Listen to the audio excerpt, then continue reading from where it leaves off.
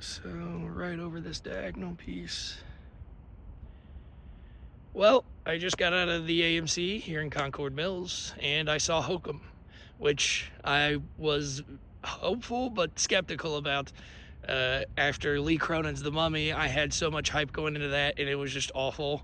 And I think I was trying to eliminate any expectations I had before watching this movie, just because, you know, of the sort of American horror movies I've seen lately. They've all kind of let me down a little bit. And I just mean in the sense that some of them have been really good movies, but most of them haven't really been that scary or that interesting.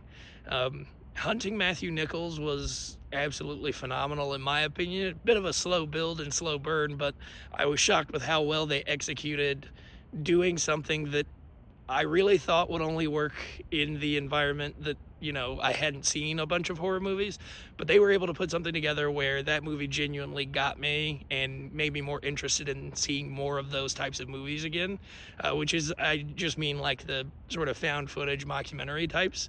And so that kind of, balanced out a little bit of the hope for the horror movies that have come out lately.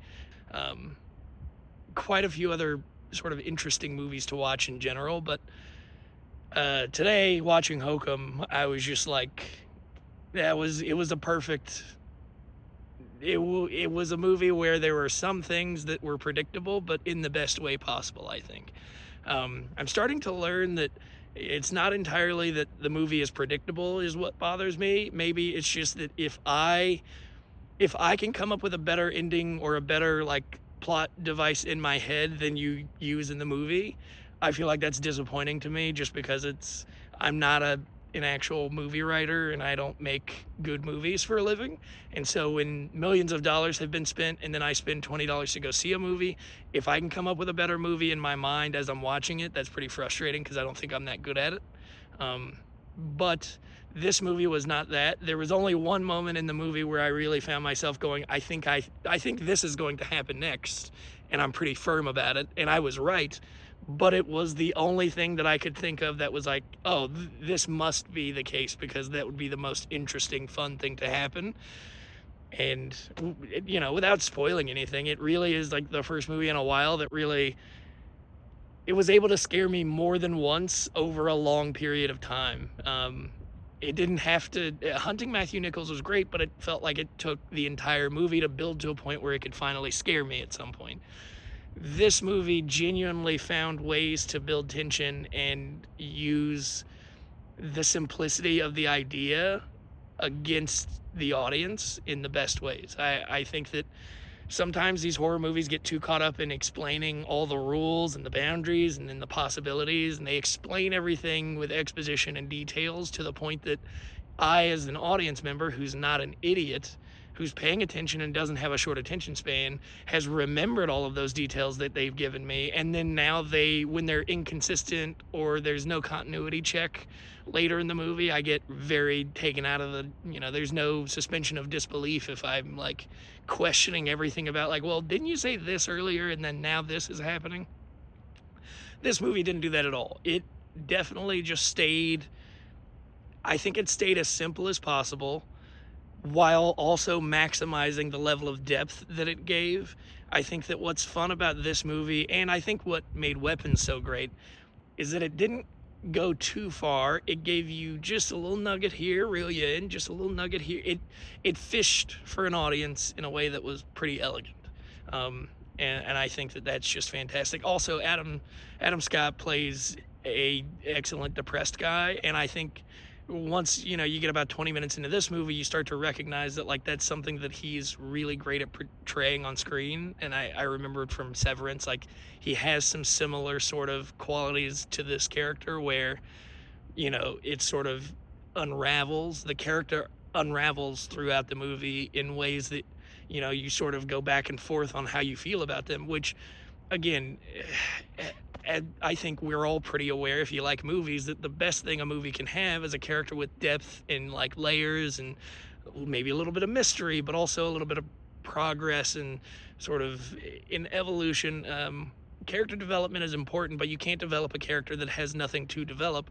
And I like when I watch a movie and I go like, oh, well, clearly the person who wrote this sat for a while with this character and came up with what they were like, really mushed it out, for lack of better words. It's also midnight and I'm tired, and I've been waiting in this parking lot for it to clear out, and a bunch of people who speak a different language were arguing a minute ago in the parking lot or exchanging drugs. I can't really tell because German accents sound angry even when they're happy.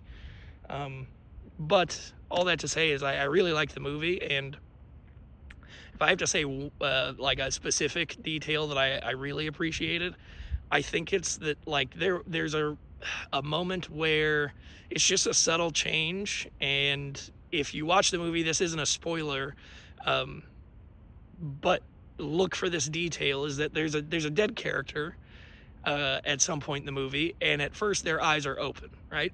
And then later, our main character sort of does something that provides some level of like closure, and then when that body is seen again, there is the eyes are closed. And I was like, there are so many little details like that in this movie sprinkled throughout where they're not necessarily just thrown in your face, but it's given to you. And I think this movie has a lot of rewatchability, and I can't wait to get back to it.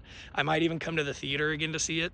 And especially now that I've seen it once and it's a little less terrifying, because it has some pretty good spooks in it.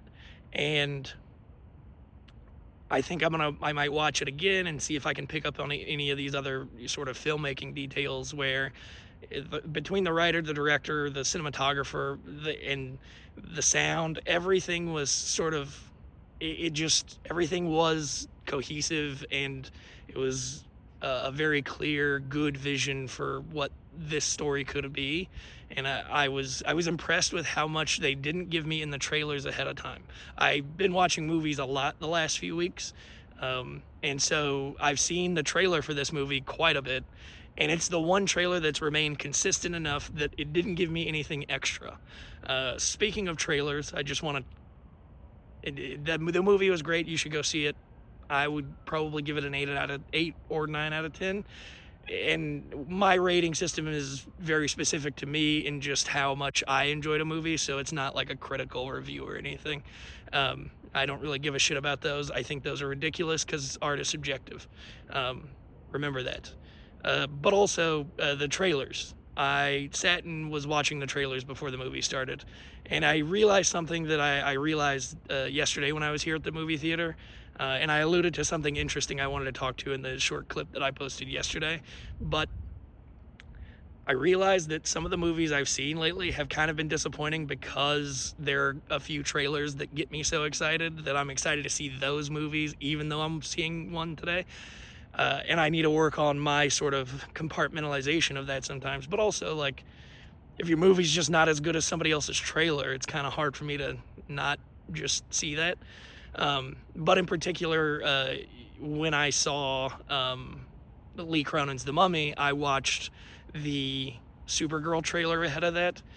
And that trailer, I'm a comic book nerd, so I'm probably hard biased on this. So if you don't like comic book stuff, you probably won't care. But also, as a person who's deeply troubled, struggle with alcohol, and like just finding their way in the world, watching the trailer for Supergirl invited me to read the comic. And then I read those comics, and then now I'm much more excited for the film. And then watching the trailer again, knowing a little bit more about the story, even though I know what happens, I'm pretty sure now. It just, the way they shoot that and the way it's like put together, it kind of gives me an emotional reaction because I feel like I'm going to have some sort of deep connection with that movie, and I'm excited for it. And then I saw the Passenger trailer a few times in the last few weeks, and I was really excited for that movie. And now I go to see this, and then there's an extended trailer playing for the Passenger, where they basically explain what's going to happen. The original trailer that I saw was like 30 seconds long. It's just that one where he's like on the highway and then the guy's in the car. It's just a quick scare piece. And it's like full mystery. and now it's like blown. Now I'm pretty sure it's just another ghost story, and then there's rules explained in the trailer where it's like, oh, there were 3 claws, and did you stop? Oh no, no one escapes the passenger. It's not a lot of detail, but at the same time, it's enough that it pissed me off, and I think that's frustrating. Some of these movies don't understand. I think some of these, maybe I'm wrong, because I also watched Busboys last week, and I thought that was one of the worst movies I've ever seen. And there were people walking out of that theater going, that was the funniest shit I've ever watched in my life.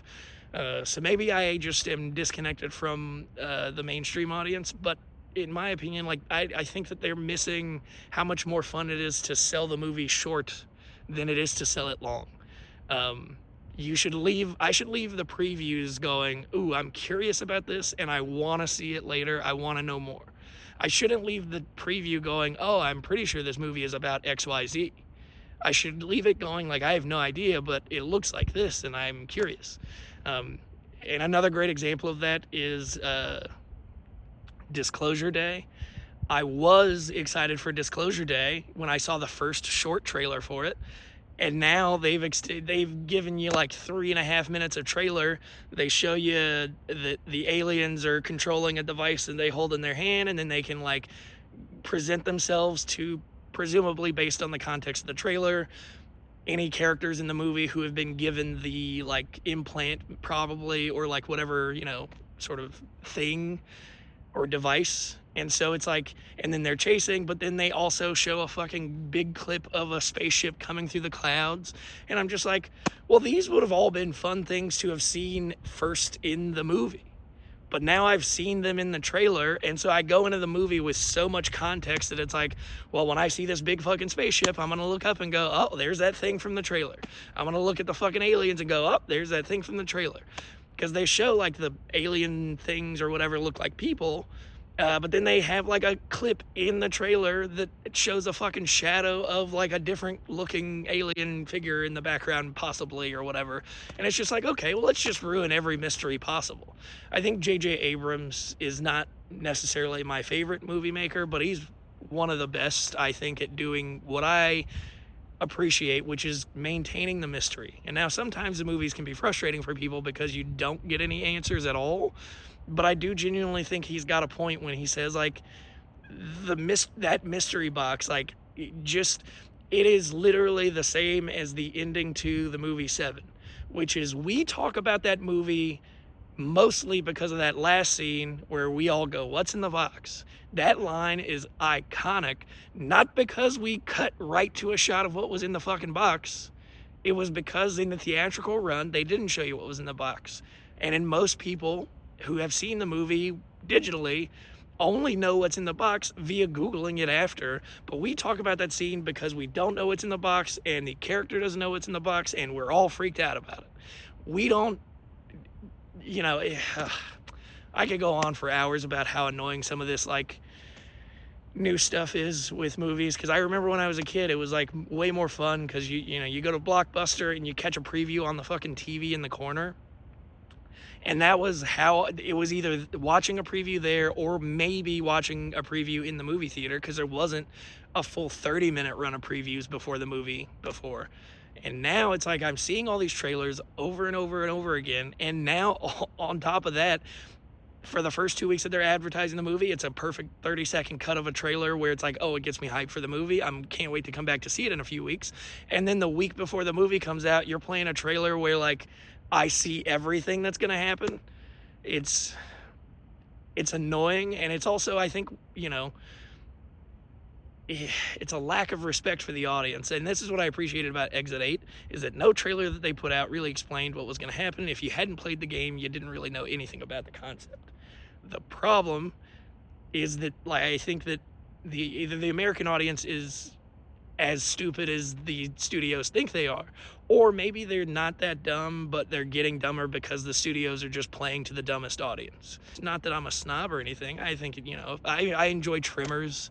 I like Jaws 3 almost as much as I like Jaws 2, and I like Jaws 2 almost as much as I like the original Jaws. I still think Deep Blue Sea is the best shark movie out there. I think Jaws is one of the better sort of shark-related movies, but as far as if you're looking for an actual shark movie, Deep Blue Sea is the one I go to all the time. But all that to say is I like bad movies sometimes, but I can be critical when it's, bad movies are better when they're not ruined. Key example is I watched Mermaid the other night, which is a Johnny Pemberton movie that I had heard nothing about. And I went in thinking it was a rom-com, which in a roundabout way, yeah, it could be. But it was a horror comedy, and I went in, and it is the definition of a perfect bad movie.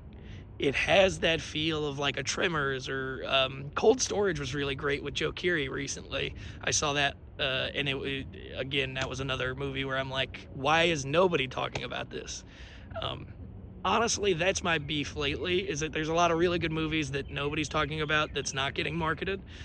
And they're really good, I think, 90% of the time if I don't see the trailer ahead, because I don't know. Trailers ruin movies in a weird way for me.